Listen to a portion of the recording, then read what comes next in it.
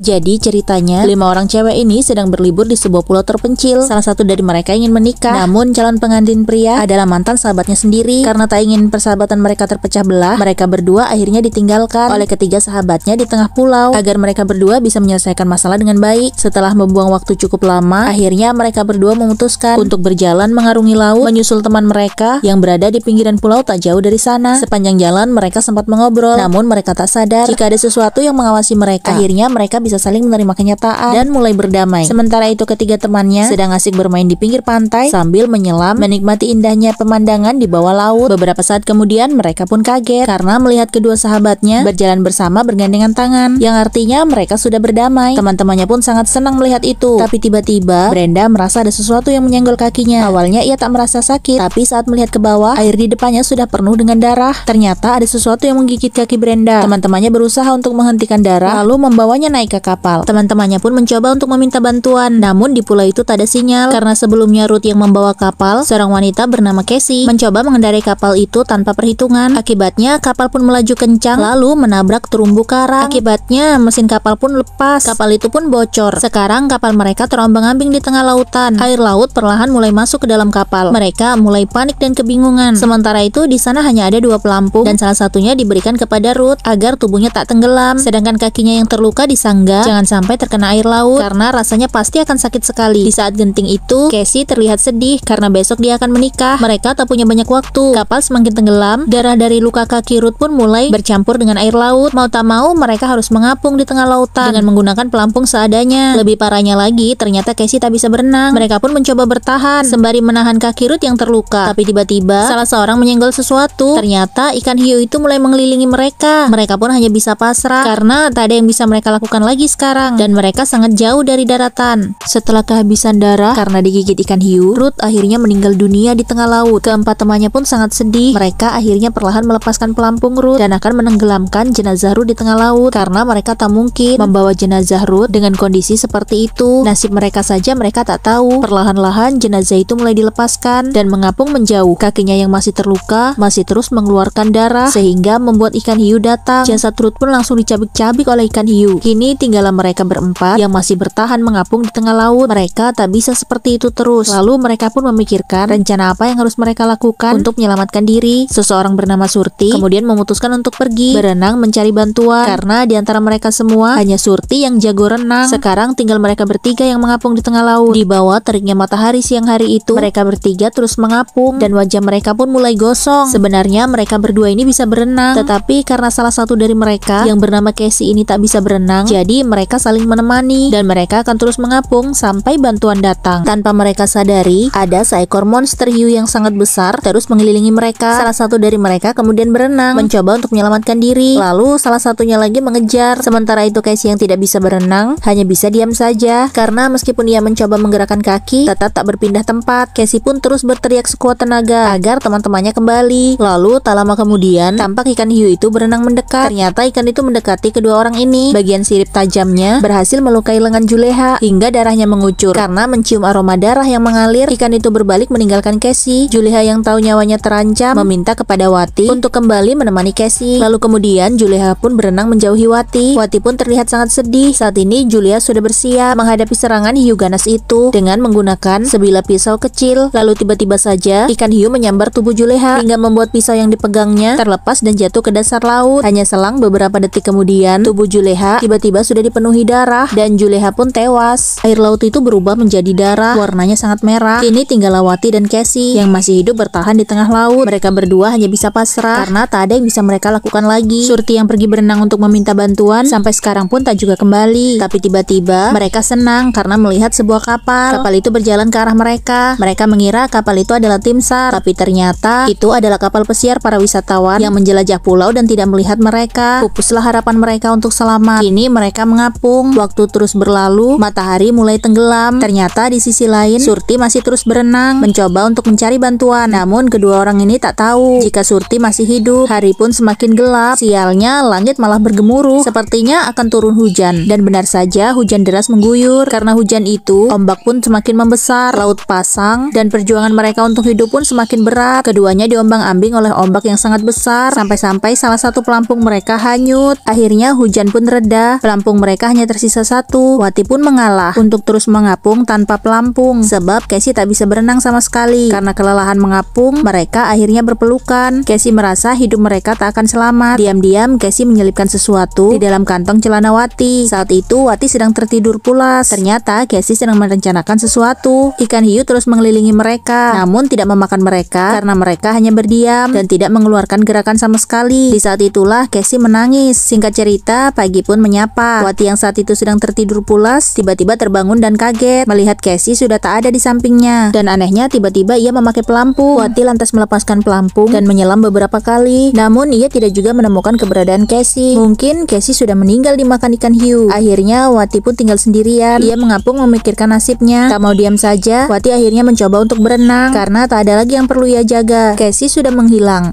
Wati diserang oleh seekor ikan hiu ganas, tetapi ia berhasil mengelak. Lalu kemudian Wati melukai tangannya sendiri. Hal ini ia lakukan untuk mengecoh si ikan hiu itu, sebab ikan hiu itu sangat suka dengan darah. Wati lantas melepaskan pelampung di tubuhnya. Darah yang mengalir di tangannya dioleskan ke pelampung itu. Setelah selesai, pelampung itu dilemparkan. Lalu Wati berenang menjauh dari pelampung yang ia lemparkan itu. Beberapa saat kemudian, si ikan hiu datang dan mencaplok si pelampung, mencabik-cabiknya hingga hancur. Wati kemudian menemukan batu karang dan ia pun bersembunyi di atasnya. Sementara itu, salah satu kaki Wati terluka karena tergores oleh batu karang. Ia pun dengan cepat menggunakan kaos yang dipakainya untuk menghentikan aliran darah, karena hiu itu akan datang jika mencium darah segar. Usai membalut seluruh lukanya, Wati beristirahat di atas karang itu. Ia sangat kelelahan dan tertidur pulas. Tapi sial, air laut malah pasang, sehingga tangan Wati yang terluka terendam dan darahnya terus keluar. Darah itu terus menyebar di air laut sehingga memancing kedatangan hiu ganas itu. Begitu Wati terbangun, ia sangat terkejut karena hiu itu sudah berkeliling mengitarinya. Sialnya lagi, hiu itu malah membawa teman. Pasang kini sudah menenggelamkan si batu karang. Tapi dari kejauhan, Wati melihat ada kapal. Ternyata itu adalah Surti. Dia berhasil meminta bantuan. Karena darah terus mengalir di kaki Wati, ikan hiu berdatangan untuk memakannya. Lalu tanpa pikir panjang, Wati segera melompat ke dalam air. Ia berenang sekuat tenaga menuju ke arah kapal yang dikendarai oleh Surti. Akhirnya Wati pun berhasil menggapai kapal. Ia langsung ditolong oleh Surti dan berhasil selamat dari amukan si ikan hiu yang lapar. Tapi meskipun mereka berdua selamat, mereka sangat sedih sebab awalnya mereka pergi liburan berlima, malah 3 orang temannya meninggal semua. Wati baru sadar dengan benda yang diselipkan oleh Casey ke kantong celananya. Ternyata itu adalah gelang bridesmaid yang harusnya mereka berempat pakai saat pernikahan Casey esok hari. Namun pernikahan itu tak jadi terlaksana sebab Casey sudah meninggal di dalam laut, atau mungkin sudah dimakan oleh ikan hiu. Entahlah, yang pasti hanya mereka berdua saja yang selamat, dan mereka pun akhirnya kembali dengan hati yang penuh luka dan berderai air mata.